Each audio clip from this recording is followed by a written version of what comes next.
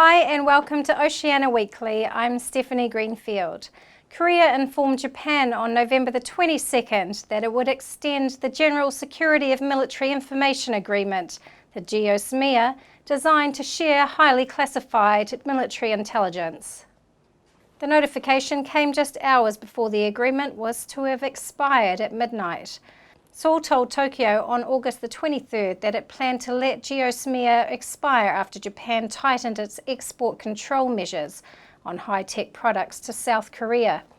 Tokyo's move followed South Korean Supreme Court's rulings from last year, ordering Japanese companies to pay commission to the wartime Korean labourers. But US government officials made a concerted effort to persuade their South Korean counterparts to change their minds, especially in light of North Korea's continued development of ballistic missiles and nuclear weapons. South Korea had insisted that it would not extend GOSMIA unless Japan reviewed its stiffer export control measures. Justice Minister Andrew Little has announced prisoners sentenced to less than 3 years in jail will have their voting rights restored. Mr. Little said the government plans to make the change to the Electoral Amendment Bill before the 2020 general election. The law change will affect 1,900 prisoners and means the law will return to how it was before the national-led government removed voting rights from all prisoners in 2010. A Waitangi Tribunal report found that the law change disproportionately impacted Māori prisoners, and a High Court declaration stated the current law is inconsistent with the right to vote in the Bill of Rights Act.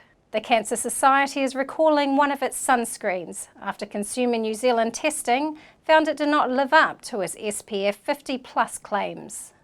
The organisation's everyday product was one of 9 sunscreens out of 20 that failed consumers' testing. Chief Executive of Cancer Society said that they remain 100% confident with the effectiveness of their sunscreen products because they are manufactured as a medicine in Australia and have been independently tested. Consumer New Zealand said its tests showed it only had SPF 30, meaning it lets through only 1/30th of the radiation that would normally be absorbed by the skin. The batch being recalled has an expiry date of October 2021. Consumer New Zealand Chief Executive Sue Chitwin said that many of the industry big names are lying to the public. The government is reopening and resetting the visa program for parents of migrant workers wanting to come to New Zealand. The visa, which applies to skilled migrants, was frozen by the national government in October 2016. As of today, the old parent category scheme is gone and a new one opened in February, capping the number at 1,000 people.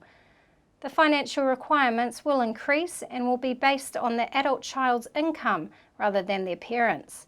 The ability for a parent to gain residency through having a guaranteed lifetime income or settlement funds will be removed, but parents will still be required to meet health and character requirements.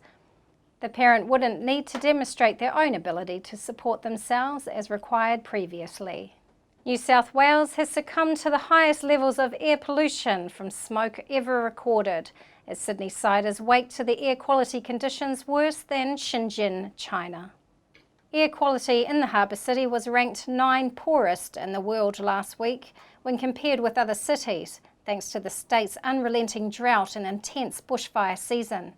The Environment, Energy and Science Unit of the New South Wales Government said the past 2 months have been the dustiest on record. The impacts of the severe and ongoing drought have led to the highest levels of dust recorded in New South Wales since their rural air quality monitoring networks began during the Millennium Drought.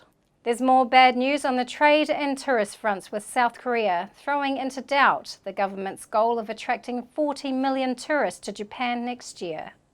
Figures released last week show that South Korean visitor numbers dropped by 65.5% in October compared with the same month a year ago, while exports fell 23.1% over the same period.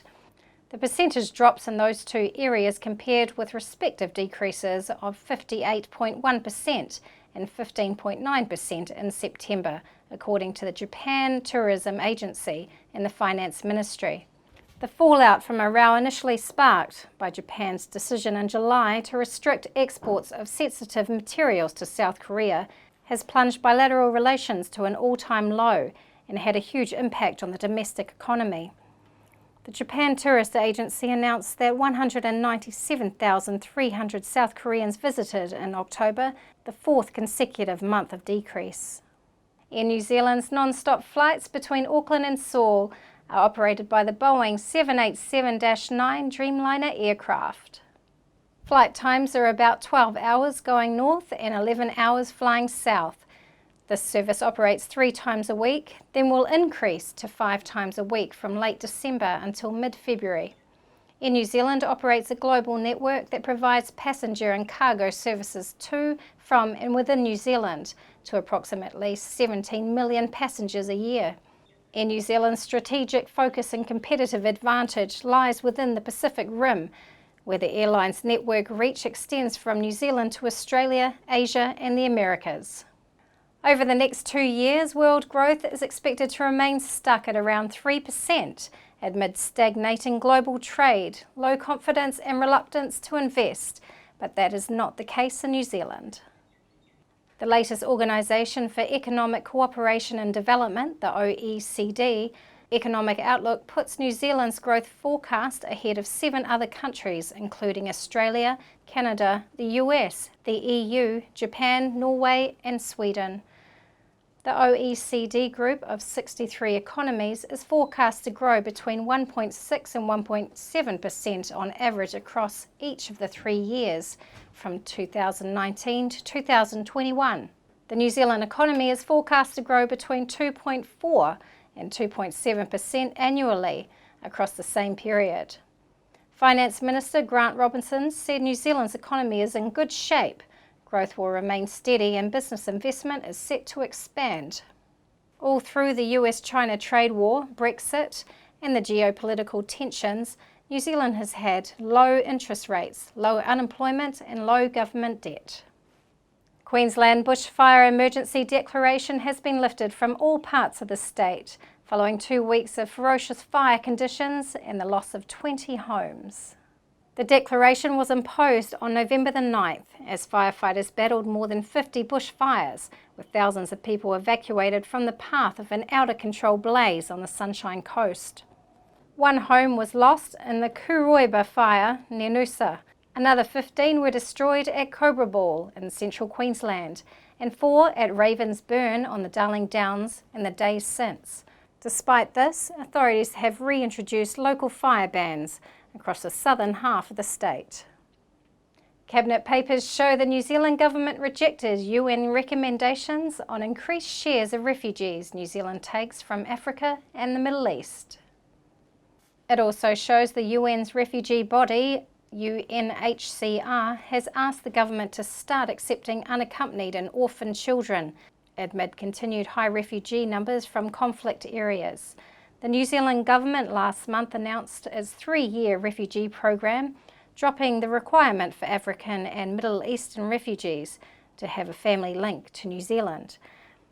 But the Cabinet and ministerial papers show the government rejected UNHCR and MBIE recommendations to take more refugees from Africa and the Middle East, and fewer from the areas with lower refugee numbers, such as South America and the Asia Pacific. Thank you for joining us here at Oceania Weekly. I'll see you next week.